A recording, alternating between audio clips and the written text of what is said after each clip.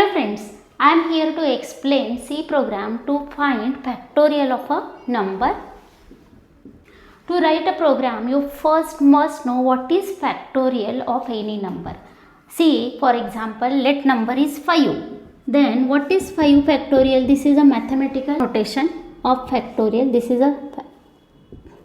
is equal to, we have to multiply like 1 into 2 into 3 into 4 into 5. Means from 1 to that number we have to multiply, and that multiplication is nothing but a 5 factorial. If a number is n, then we have to multiply like 1 into 2 into 3 into 4 up to n. Getting? One more point is there, that is 0 factorial is always 1, you must know. Okay, now considering these points, we can write factorial program very easily. Now see, here I am considering this part first. Suppose user has entered 5, then we have to multiply from 1 to 5, and whatever calculated product is nothing but a factorial. Now see, here is first we have to multiply by 1, then 2, by 3, then by 4, then by 5. And for that we will take one variable, that is let f.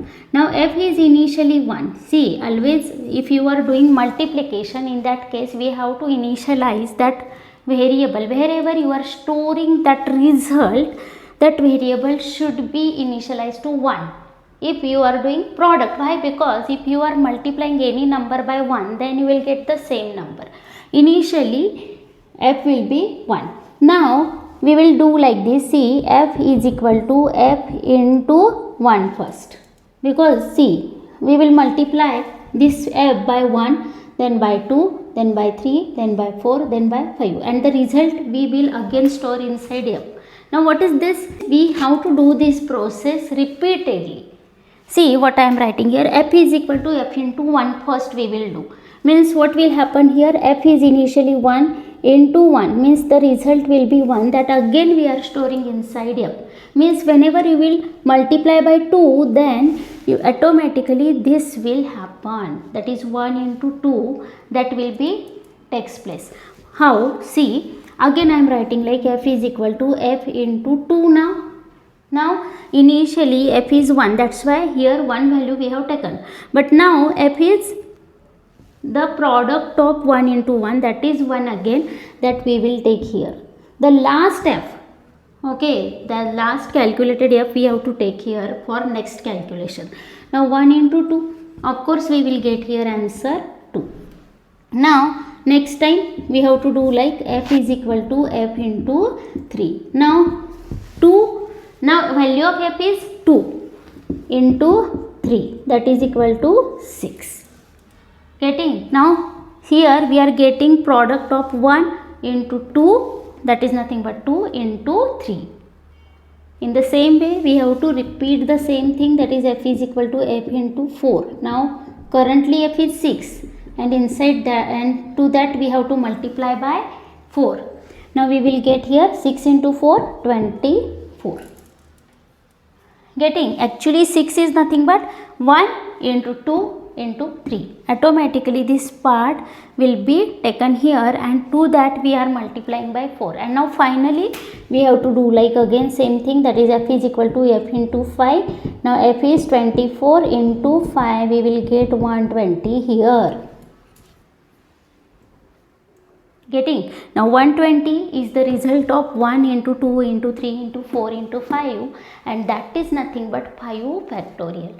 Means here see, you can see that here we are doing this process repeatedly. F is equal to f into 1, f is equal to f into 2, f is equal to f into 3, f equal to f into 4, f is equal to f into 5, and initially value of f is 1. Now to do repetition, we can use here loop concept, and this 1, 2, 3, 4, 5, for that we can take a counter. Here see what logic we have to apply. We will start that counter from 1 up to less than equal to 5 we have to do, 5 is nothing but n. Suppose we have accepted number from user and we have stored that inside n variable, then instead of 5 we will take here n, and every time this counter is incrementing by 1, like 1, then 2, then 3, then 4, and then 5, and for that we will write here I plus plus. And then what is to be done inside this loop? Which task you are repeating, that you have to write over here, that is f is equal to f into I, because I is changing here. I will be 1 at first time, then it will be 2, then it will be 3, then it will be 4, in 5. In general you can write like this, f is equal to f into I. Getting? And finally whatever value of f after execution of this loop wholly, the value of f is nothing but factorial of that number. And for doing this, again you have to first accept value of n from user. Now this logic we will apply in our program to find factorial of a number. Getting? And one more point is that if user has entered 0 as a number, then it should print that factorial of 0 is 1. Getting? Now factorial of 0 is 1. How it will be? See, if user is entering 0, suppose now n is 0, means f is initially 1, this loop will never gets executed because n is 0, I is 1, 1 is less than equal to 0.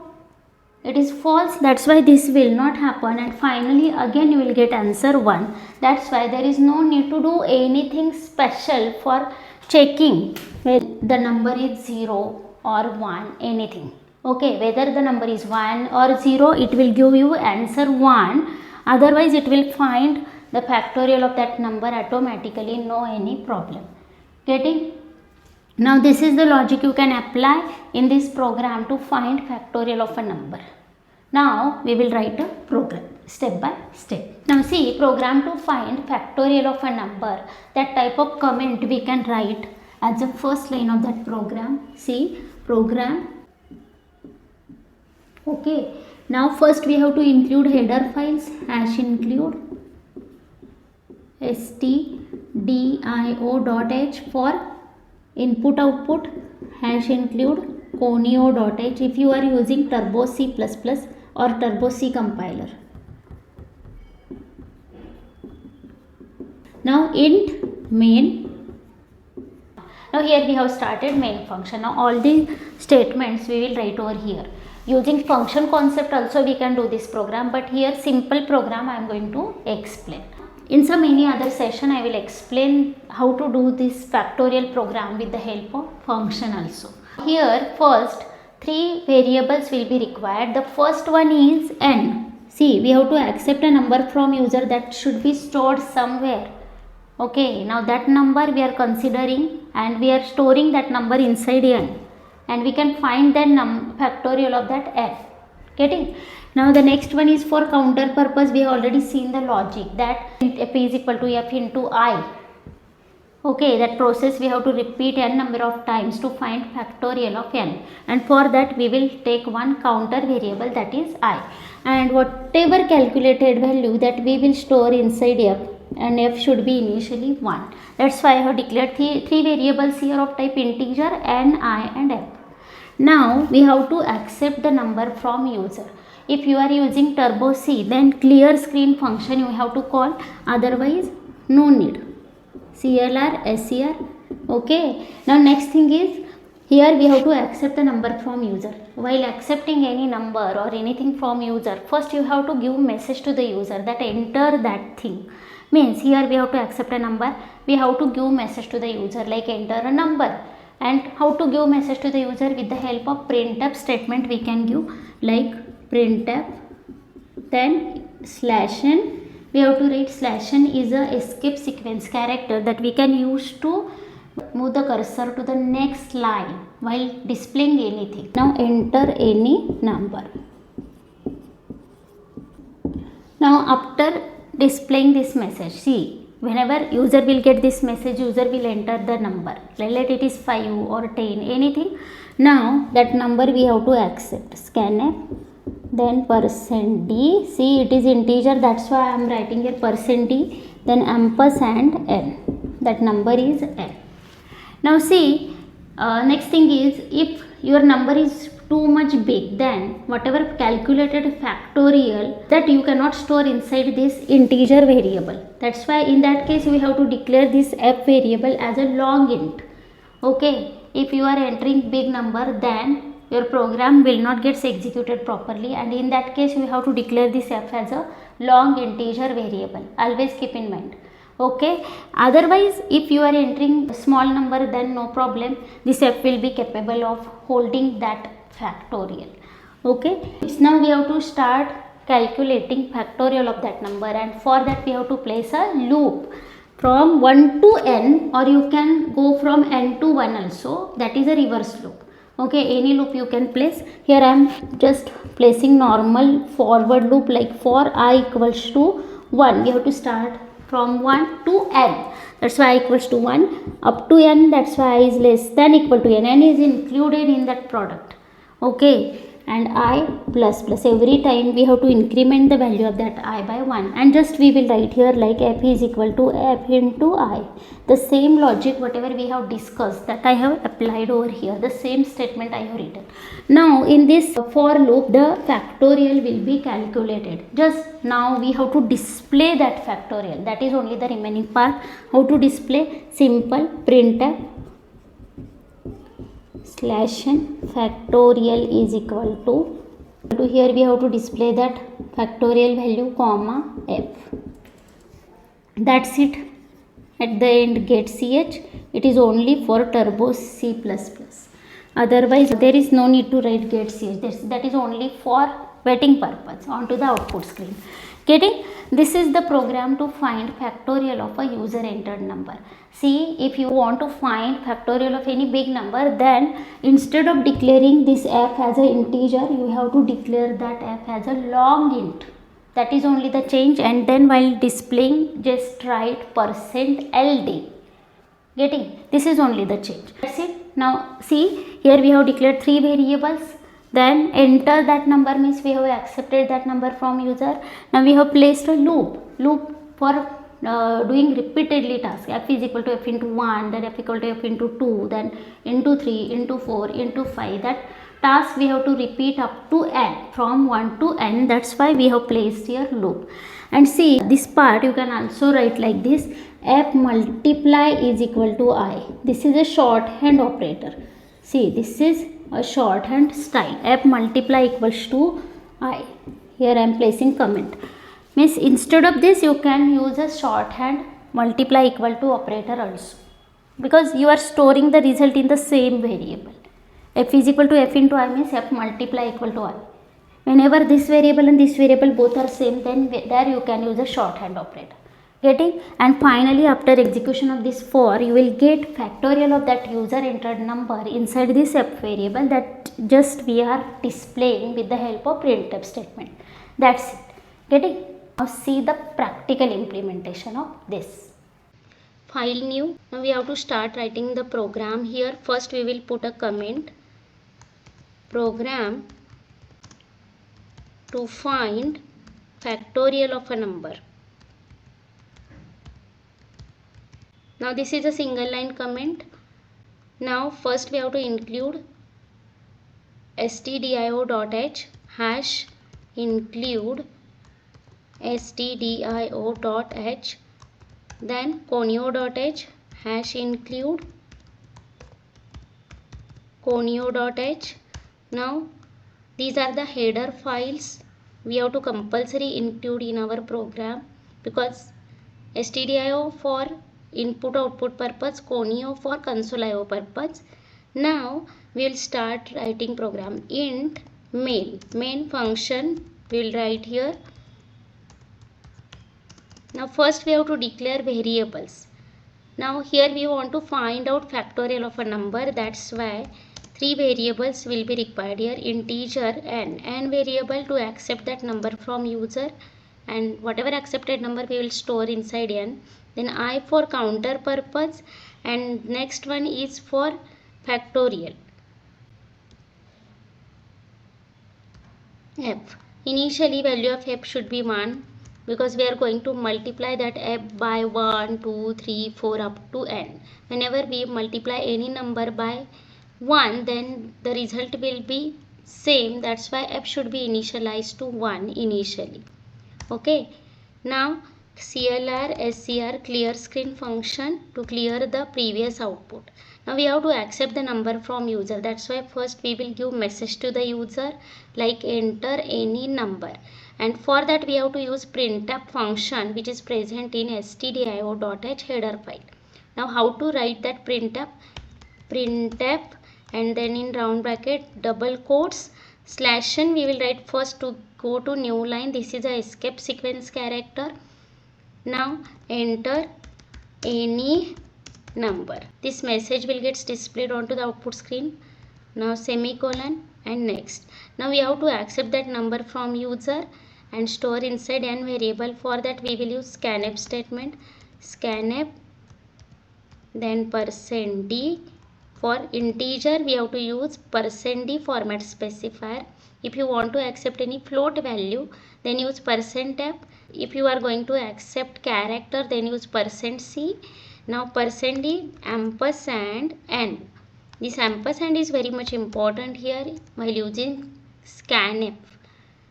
Now we have accepted that number from user. Now we have to multiply from 1 to that number so that we will get factorial of that number. That's why we will put here for loop. For I equals to 1, from 1 will start I less than equal to n I plus plus. Now what we have to do, from 1 to n we have to multiply the number, whatever multiplication that we want at the end. That's why f is equal to f into I. Initially f is 1. F is equal to f into 1. Initially we will get 1 value inside f. Again we are doing the same thing. F is equal to f into 2. Means whatever previous 1 that will be taken, and 1 into 2, 2 result will be stored inside f. In the same way we will get factorial of that number in f variable at the end. Now finally we have to just display the factorial calculated. Printf in double quote slash n so that the result will be displayed onto the new line. Then factorial of number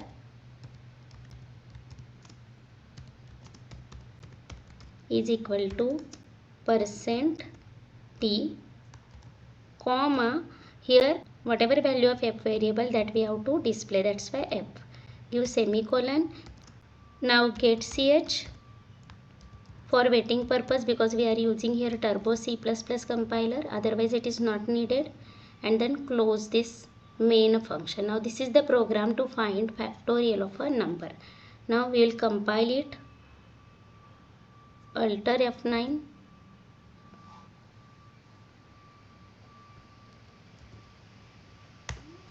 Function should return a value. See here, return type of this main we have mentioned as an integer. That's why at the end we have to compulsory return one integer value. Here return 0. That's it. Now again we will compile. Alter F9. No error, no warning. Now we have to run the program. Control F9. Enter any number. Let the number is 5. Factorial is 120. Getting? Now see, if number is big, then we will not get proper output here. See, again we are running the program. Let the number is 20.